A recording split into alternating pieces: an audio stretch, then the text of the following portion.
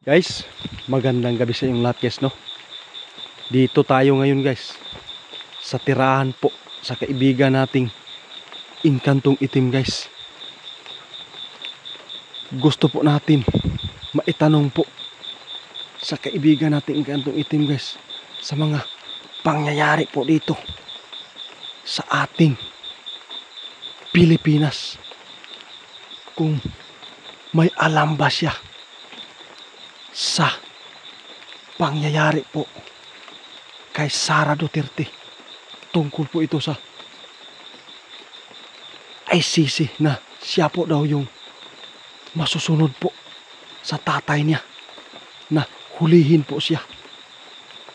Grabe po, talagang nagka-problema po ngayon dito sa ating Pilipinas. Dito po natin guys malalaman kay kaibigan Inkantong Itim na tanungin po natin kung mayroon ba siyang alam po dito sa mga pangyayari po sa Pilipinas. Kaibigan, maayong gabi kaibigan. Salamat kaibigan ha. Pasensya gid kaibigan nga diha ra kumuan sa imuha kung naalang ko'y problema o diha ko mangutana sa imuha. Pasensya yun kaibigan ha.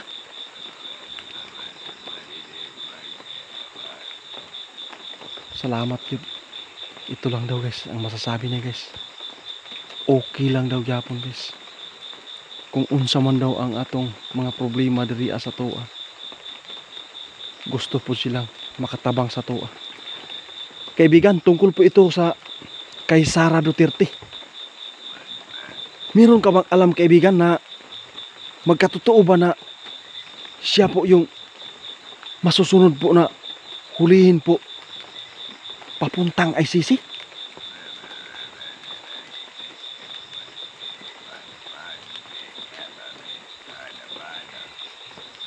Ha? Dagan yung nakita karon nga mga problema diri sa Mindanao kaibigan? Unsa man na kaibigan?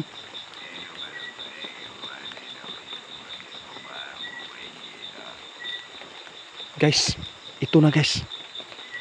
Marami pong alam si kaibigan Inkantong Itim ngayon guys, tungkol po dito sa Pilipinas po natin at saka kay Sara Duterte.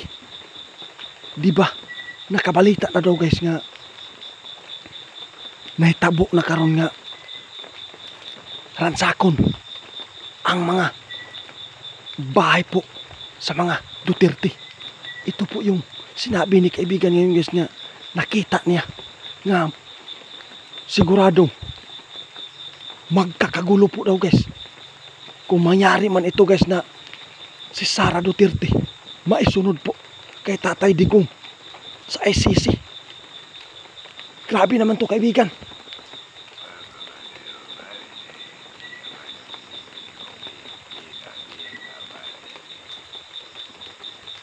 Sa lahat po daw guys ng taga-supporters po sa mga Duterte, ito lang po yung maipayo po ni kaibigan Inkantong Itim. Sige kaibigan.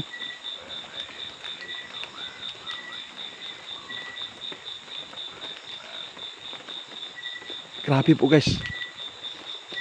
Ang hangyo daw niya karon guys, wag lang daw tayong magpapadala po sa galit po para po maiwasan na mariktahan po si Sara Duterte na makaalarma po siya ng galit para hindi po daw tayo magkawatak-watak bawat Pilipino dito guys. Dahil talagang nakikita po ni kaibigan Inkantong Itim sa nangyayari po dito. Dahil talagang pagdesisyonan po daw guys na ma-impeach po si Sara Duterte. Kapag mangyari po daw ito guys, sigurado guys talagang magkakagira daw guys. Grabe po to kaibigan.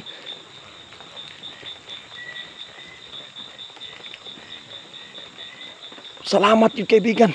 Kaabi kog wala kay nahibaluan karon tungkol po ito sa mga Duterte.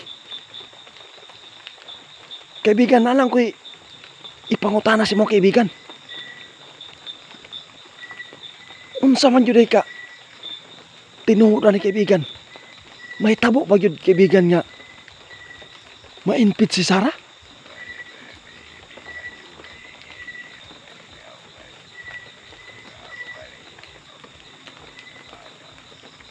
Ito na guys. Dili siya madali-dali nga ma-impits guys. Pero ang problemado daw diri guys, kung siya gyud ang masunod po, nahulihin po siya papunta sa ICC, diri gyud may tabo guys nga makita ni kaibigan guys nga magkawatak-watak bawat Pilipino guys. Dahil kapag isa lang yung umaalarma po sa mga Team Duterte, sigurado guys, talagang magkakagulo po. Grabe po to kaibigan, no? Muna'y nakapalo, pakaluoy daw guys. Diri sa ato ang Pilipinas. Bisan naapon tayo dapat ato bangon. Tungkol po ito sa China. Grabe. Dili yun daw. Lalim guys. Sa mga nahimutangan po. Sa mga Duterte karon. Grabe yung problema duha daw diri sa atong Pilipinas. Dapat unta atong atubangon sa atong mga kalaban sa China. Pero lahi naman ang nakita ni kaibigan.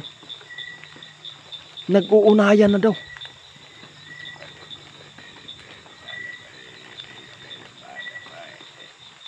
Salamat kaibigan ha. Ito lang talaga daw masasabi ni guys. Na sana di daw magpadala sa mga galit, batok, kalaban po ni Sara Duterte. Para po ay maiwasan po na magkawatak-watak po daw tayo dito sa ating Mindanao.